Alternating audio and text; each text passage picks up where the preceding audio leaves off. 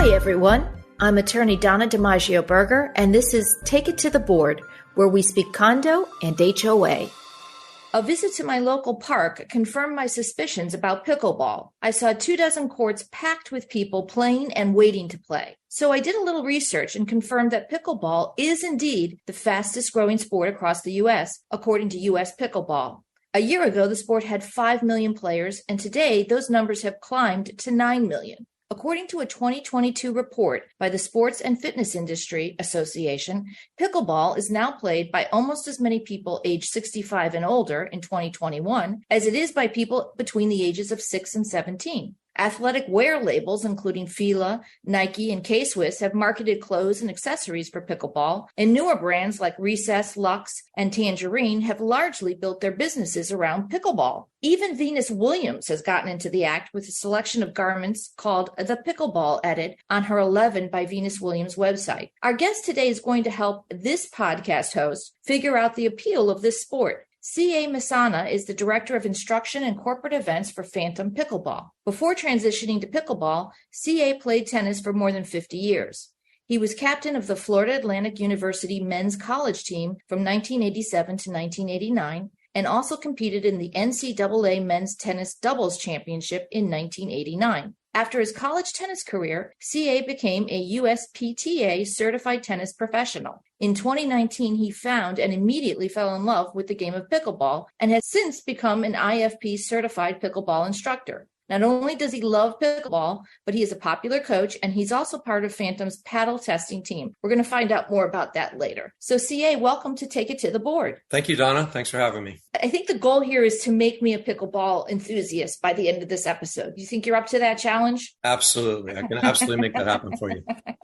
Well, many people describe pickleball as a cross between tennis, badminton, and ping pong. Is that an accurate description? I think it is. You know, coming from a tennis background, it was very easy to make the transition into pickleball. There's a lot of different things that associate with ping pong, the angles of the shots and so forth. The only really transition from badminton to pickleball is the size of the court. I've never played badminton actively, but the size of the court is actually the same. So I've played tennis. I've played all three of those sports. I've played tennis. I've played badminton. I've played ping pong. I particularly like ping pong. Who felt the need to combine these things into one sport? What's the origin of pickleball? Yeah, sure. The origin took place back in 1965, which is amazing to me because growing up, I played every sport available to man. And this sport came out of nowhere. I just found it in 2019, as you mentioned in the intro. It was started by three gentlemen. They were vacationing with their families in Bainbridge Island, Washington, and they needed something to do. They had a bunch of kids and they were running out of things to do to keep the kids busy. There was an old pickleball court on the property, and they grabbed a couple of ping pong paddles and an old wiffle ball and started pickleball. It's really been under the radar for quite some time, but now it's really making a statement here in the sports industry. But you said there was a pickleball court on the property. So did it precede them, or that it just so happens that there was a court that fitted the purposes for this game they kind of made up? It was a badminton court. It was a badminton court. Badminton court. Yes. So why the weird name pickleball? Where does pickle come in? So there's a couple stories about the name. Evidently, one of the originators of the sport had a dog named Pickles. So there was that talk that it came from the name of the dog and brought it into the sport. But I researched it a little further, and actually on the property, it was on a lake, and there was a cruise station there where they rowed crew, and one of the boats involved in the crew team is called the Pickle Boat. The dog did not come into play until 1968. So, but everyone likes the dog ramification there. But it really comes from the Pickle Boat involved in crew racing. It's certainly a catchy name, and it's memorable, but I'm sure we have some listeners that don't know about the rules of the game. And by the way, I have played pickleball. I went to an introductory lesson, and still I could not tell you that I thoroughly understand the rules. So can you kind of walk us through the rules of the game? Certainly. Actually, it's not the rules that are that difficult. It's the scoring, because there's three numbers involved in the scoring. Okay. So that can become a little bit tough to handle. But the rules are similar to tennis. It's a lined court. You start with the serve just as tennis. You serve underhand in pickleball. There's no overhand serve as in tennis. So you put the ball into play diagonally just as you would in tennis. The serve has to bounce on the other side of the net, and then the returner has to hit the ball back to the server, and that shot also has to bounce. So there's a two bounce rule they refer to. So the two first shots of the point, the ball has to bounce. After that, you can advance to the net, hit balls in the air, just as you would with tennis. And then, the point is done when somebody doesn't get the ball in one bounce, or the ball goes into the net, or it's hit outside of the court, the white lines. And I love the underhand serving, because Yes. I've always had a problem with overhand serving in tennis. But the bouncing is what trips me up. Okay. And I'm going to ask you about the kitchen, but Sure. The bouncing trips me up. So if I hit it on the fly and I don't let it bounce, you said 2 bounces, right? To start? Right. Back, forth, twice. Yes.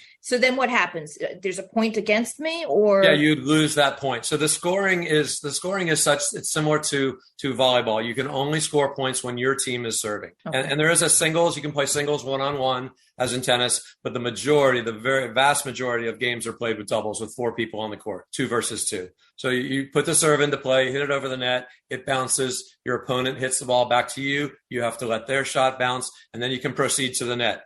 And what you mentioned previously about the kitchen, there's a line that's 7 feet away from the net. And there's a line drawn there, and you cannot step on that line or go into the kitchen unless the ball bounces in there, so you can go in and retrieve the ball. All right. So there is a separation between the net and the area where the players can play. It's really a good rule.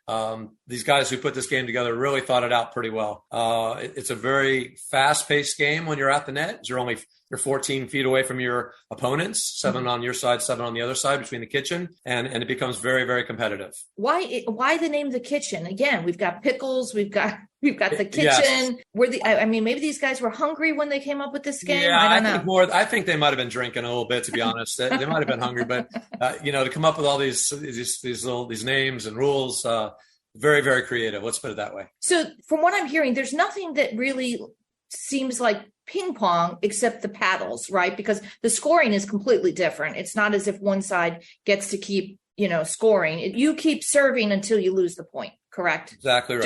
Just like in tennis. Yes. So walk us through the rackets. Are the rackets the size of ping pong? First off, we have to correct you because they're called paddles. And that is a glaring issue when people come to the court and can I use your racket? Okay. You may not. You may try my paddle. Okay. So that's one thing. That just screams newbie. All right. We don't want to be a newbie because we're trying to bring you into I appreciate that. Okay. I appreciate that. All right, so they're paddles. They're a little bit larger than a ping pong paddle. They're more of like a paddle ball paddle. Maybe back in the day, I know you grew up down here in South Florida, might have seen that sport on the beach, paddle ball. So it's a little bit bigger, about half the size, half the length of a tennis racket. So it does take some getting used to when you're coming from tennis to pickleball because the paddle is half the size. We play with a wiffle ball, an old-fashioned plastic ball that has 40 holes in it. So the wind is a very big part of pickleball when you're playing outdoors. And then really just a court shoe, like a tennis court shoe. We try not to suggest a running shoe because of the angle of the sole. It might catch the side of the court and you might tumble. We see that a lot. So a nice tennis shoe, court shoe would be a great part of the equipment. Let's go back to the wind. You cannot play if it's too windy given the equipment you're using? Well, people that play pickleball become addicted to the sport. So I've seen people out there in 30-mile-an-hour winds chasing balls like it wouldn't be appealing to me, but a lot of people that play in the wind. But it absolutely is part of the game. Say, for instance, the wind is behind you on one court. And by the way, most courts, they face north and south, so you're not looking into the sun in the morning, similar to tennis. So you're not looking into the sun in the morning or in the afternoon as the sun is setting. So the wind can be very much a factor in the game if the wind was, say, behind you. If there's a 15-mile-an-hour wind and you're hitting the ball, we'll call that downwind, that ball could travel an additional 4 feet. Whereas if you're hitting into the wind, that ball would do the opposite and you'd have to hit it much harder to get it over the net. It would probably reduce the amount of distance you'd hit by 3 or 4 feet. So the wind is very much important. And then a crosswind will move the ball, left to right, depending on the direction of the wind. So I have to correct you. I did not grow up in South Florida. I grew up in Chicago, and we played at the Chicago Racquet Club. Oh, so the indoor courts. By the way, remember racquetball? So it's kind of interesting because I look at that and I look at the rackets we used, and they were obviously different than tennis rackets. Sure. But are there any indoor pickleball courts? There are, and they're becoming popular. And speaking of the racquetball theme, so the pickleball paddle is more the size of a racquetball racket. So that would be a great analogy there. Yes, there are indoor courts that are available. A lot of the municipalities are transforming some of their gymnasiums into pickleball courts. There's some courts here in Fort Lauderdale that Salvation Army runs. They have a gymnasium where they open it up and they put 3 pickleball courts inside the gymnasium, and it's open to the public. They can play there in the mornings and so forth. And obviously that's very, very attractive. No wind, air conditioning, and a controlled environment. So that's becoming very popular as well. Yeah, I mean, you don't have to, down here in South Florida, we have very, very rainy summers, not to mention humid and all the rest, bugs and everything else. I would think that the indoor courts would make sense. But, all these years I've been down here, there's no indoor tennis courts. It's a matter of the price to put something together like that. It's very hard to recoup your investment because, it's a large space and there's only, in pickleball, we get 4 people on the court. Sometimes in tennis, it's only 2. So It becomes very, price sensitive to people that want to play indoors. So CA, what's the difference dimensions between the tennis court and the pickleball court? Sure. The pickleball court is 20 feet wide by 44 feet long. And a tennis court is 78 feet long by 36 inches wide. So just to give you perspective on that, if you had one tennis court, a rectangular tennis court with a fence, you could essentially put 4 pickleball courts on that same one tennis court. And the thing about that is you can get 16 people playing pickleball, 4 on each court, as opposed to 4 people playing tennis. So the transition is sometimes very appealing to property owners and so forth to get more people playing on that same amount of space. Well, this podcast is called Take It to the Board, right? And our theme is everything pertaining to community associations. So I want to pick up on what you just said. In a lot of my communities, and a lot of them are older communities that were designed with amenities that may not be as attractive these days, like bocce ball courts or shuffleboard, things that no developers are building today.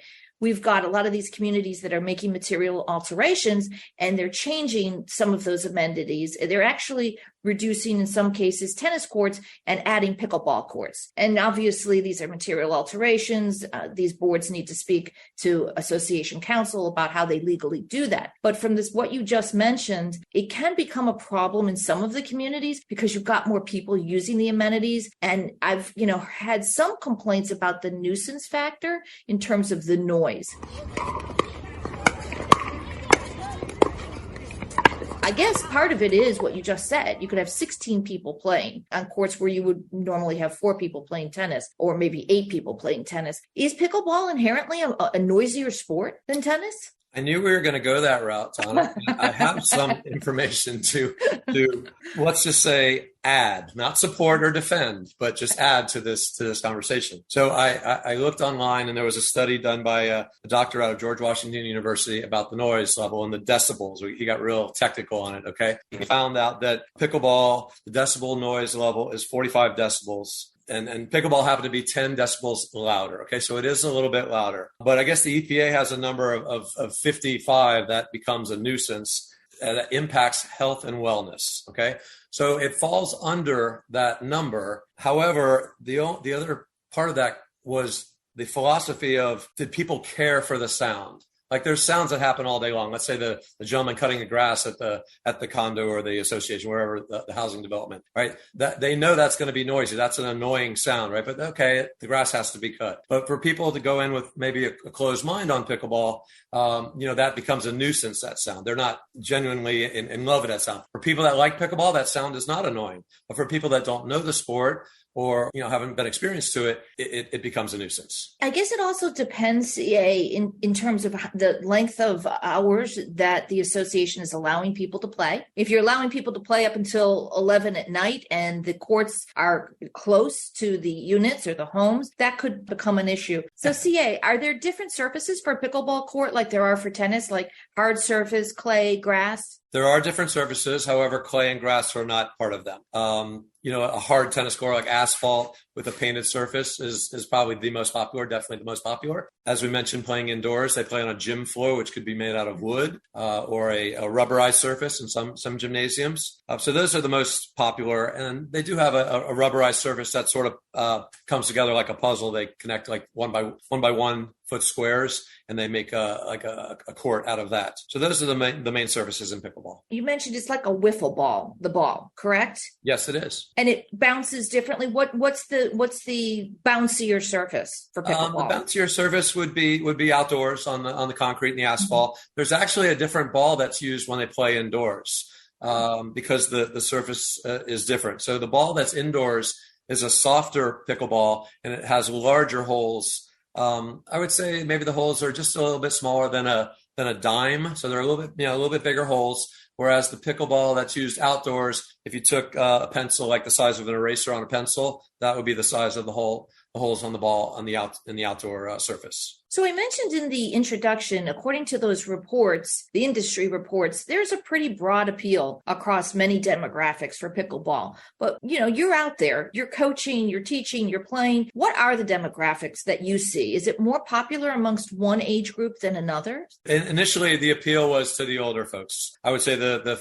65 and over crowd, it was definitely pickleball was the old person sport. That demographic is absolutely changed. As you mentioned in your intro, the most fastest growing area is from age 14 to 24. Right. So that is really, really taking off. And in my personal experience, I teach an after school program where I have 30 second and third and fourth and fifth graders that are learning the sport, and they're in love with it. They love to play. The only downside of that is once they get involved in the game, the number of court availability is certainly going to drop, and that's going to become an issue for all pickleball players. So we've got a big job ahead of us to try to increase the number of courts for people to play. I went to lunch the other day. I ran into a friend, and she's wearing a brace on her wrist and her arm. And I said, what happened? And she said, pickleball. So my question is, I always hear that pickleball is less strenuous than tennis. And you said it started out as an older person's sport, perhaps because there was less movement, perhaps the perception of less risk of injury. But it seems like it's possible to get injured playing pickleball. What types of injury are common with this sport? No, you're very right. There's some wrist issues. We've got tennis elbow, we'll call that pickleball elbow. The real problem with that is the more people that are playing, the more people are going to get hurt. And a lot of pickleball players haven't been active, right? They're not active folks. They heard, it's an older sport. My friend's playing it. I'm going to go give it a try. So they haven't been in an athletic mode, let's call it. So they come out and they've got a calf strain or their knee starts hurting. So it's not a strenuous sport per se, but when you start something new, anything can happen. And I think that's where a lot of the injuries take place. And I have a couple of orthopedic surgeon friends of mine, by the way, who love pickleball. And we can imagine. Wait. Do they love it because it brings them patients, or they love it personally to play it? You said it, Donna. They do get some new patients. So the real thing they tell me with most of the injuries, especially the muscular injuries, is that it's based on dehydration. People are not drinking enough water, therefore their muscles become brittle, strain, stretch, tear. So I'm always encouraging my students to drink lots of water. And even, like most athletes, if they're going to be performing the next day, the time to hydrate is the night before to get that hydration into your body so you don't become dehydrated. It's very hot, especially down here in South Florida. So a lot of the injuries are taking place to dehydration. I assume it's like any other sport that the healthier you are personally, the better you're going to perform in that sport. Agreed, 100%. And don't underestimate it. And you're right. In terms of playing in South Florida, it's extremely hot here. Maybe you don't want to play in the, midday. Take that into account. But those are really good tips. Is pickleball popular around the globe, CA, or is it mostly here in North America? No, it's growing with leaps and bounds worldwide. The IFP, as you mentioned earlier, which is the International Federation of Pickleball, it's a global organization, now has 61 member nations throughout the world. And there is a lot of talk about pickleball becoming an Olympic sport as early as 2028. So it's absolutely catching on worldwide. It's funny, I had predicted that probably a year ago before I did any research on this, that it could be very possible that 28 is around the corner, and pickleball may be a part of that. Do you think we'll ever see Roger Federer transition to pickleball? It's funny you mentioned that, Donna.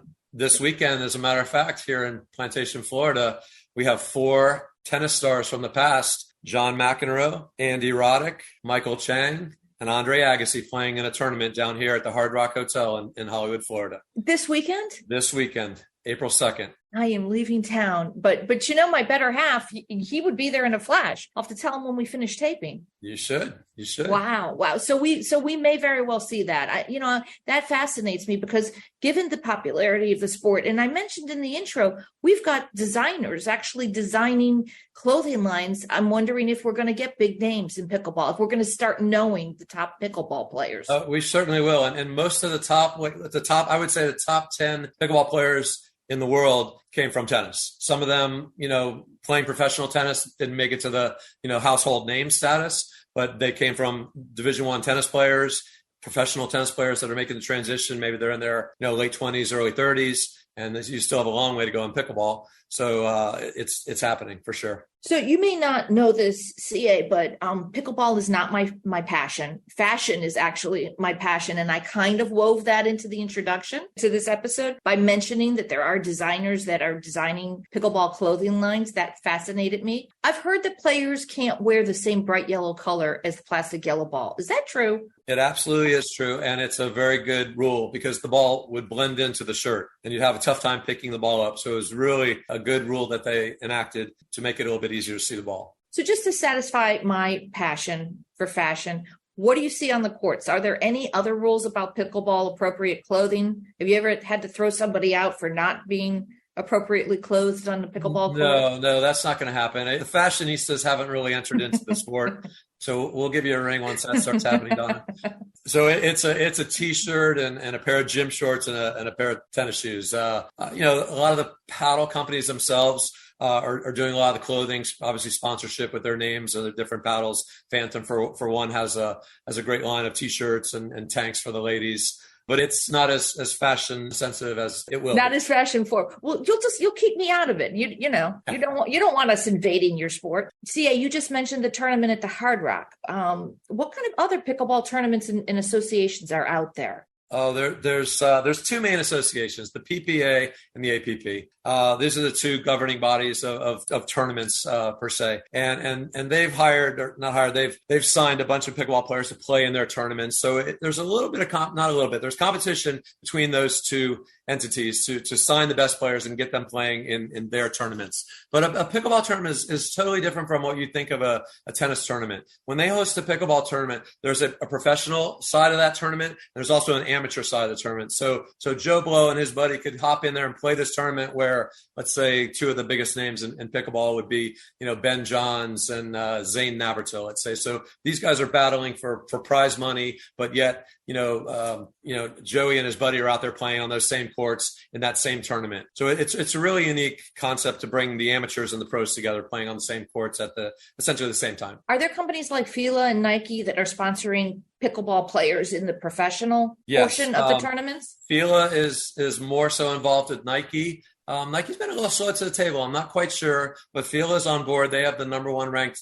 female player, Anna Lee Waters, is under their umbrella, and she does a great job repping the brand. She wears sort of your fashionista type stuff, bright pinks and really colorful items, and she's only 16 years old, and she's just dominating the sport as a 16-year-old. I mean, it sounds like we're well on the way to having pickleball being as celebrated at some point as tennis is. Is that a fair assumption? It might be a stretch. I'd like for it to be. I mean, tennis is, I came from tennis, as you mentioned in the intro. I played 50 plus years. It's a really, I would consider it an elegant sport, right? The motion of those tennis players, the fluidity and things like that. It's great. Pickleball, it's on a smaller court. Things happen a lot faster. The motions sometimes aren't as graceful, but it's certainly celebrated. I just don't know. I mean, tennis has been around, a really long time, and it's got, it's built its way there too. I'm sure when it was starting out, it wasn't obviously didn't have the status that it has now. Is tennis, you said graceful and elegant. I agree with you. Is tennis also seen as the more elite sport than pickleball? It could be. The word that you used, egalitarian, earlier was a funny word for me to describe pickleball, but I see where you're going with that. But yeah, I mean, it's going to make its way. Pickleball is going to find its way. It's got a niche. Tennis players are anti-pickleball for the most part until they get out there and play, and then they're like, "Ooh, this is pretty neat." So it'll make its way. It'll make its way. There's not really a lot of barriers to entry to playing pickleball in terms of cost, is there? No, you're right. You could pick up a beginner paddle for $30, on Amazon and grab a couple balls and a pair of shoes and you're on your way. Most of the municipalities, courts are free. It's just an easy sport to start. You literally could the first day walk up there and, drop your paddle in the little paddle holder. And when it's your turn to play, you hop in there and play. It might be a little difficult to navigate that way. I, as an instructor, obviously like for, my folks to come in and get a little grasp of the game before they hop into the mainstream, because it can be a little cutthroat at some times. So it's good to get a little bit of training before you hop on the court. I mean, do you think that's what makes the sport so popular, CA, is that there's really not a lot of barriers to entry? Definitely. And even if you wanted to start, if you were at a community where it had a tennis court, you could grab your pickleball paddle and a pickleball and hit the ball over the net. It doesn't necessarily have to be on a pickleball court until you get your wits about you. So it's very easy. You could go out in the middle of the street and hit the pickleball back and forth. It's funny, during COVID, I have a large driveway at my house and I converted it to a pickleball court. So I had a pickleball court on my driveway during COVID when everything was shut down. I remember that. Didn't you post some things on social? I did. Yeah. I wanted to ask you about that. You transitioned from being an avid tennis player into an equally, avid pickleball player. What caused you to make that change? It was funny. My wife was meeting with a couple of girlfriends and they started taking a pickleball clinic from a gentleman who was teaching at our local courts. And there was 10 of them and one instructor. And she came home one day and said, "Cia, would you mind hitting us some balls so we can get a little bit more activity instead of one instructor for 10 ladies?" I said, "Yeah, I'd be happy to. I don't know pickleball, but I'm certain I can hit you some balls." So I go out there and take a look around, and there's happened to be some young guys playing, and it looked very competitive to me. And I was like, that's interesting. So I got a paddle and I went out there and started playing. And from that moment on, I was hooked. And I was literally playing competitive tennis with my college buddies and friends 3 to 4 times a week. And I say, once I started playing pickleball, I might have played tennis 3 times since. I was going to ask you that. Do you still play tennis? I do not. I really just, you look at the size of the court. I mean, I'm in my late 50s. You look at the size of the pickleball court. It's a quarter of the size of a tennis court. It's very appealing to me. That court is a very, very attractive size, and the motion and, being a pretty big guy, I can handle the size of the court very easily. So I've had ACL replacement from a skiing accident, and I'm always and I also had ankle surgery. So I've had all sorts of sports injuries. I'm always a little nervous playing tennis with the back and forth motion on the knee. I imagine I'm a little less concerned when I play pickleball with my knee. I agree with that. There's just less court to cover, there's less of everything, but there's plenty of competition, and the combativeness of the sport is enticing. I really love it.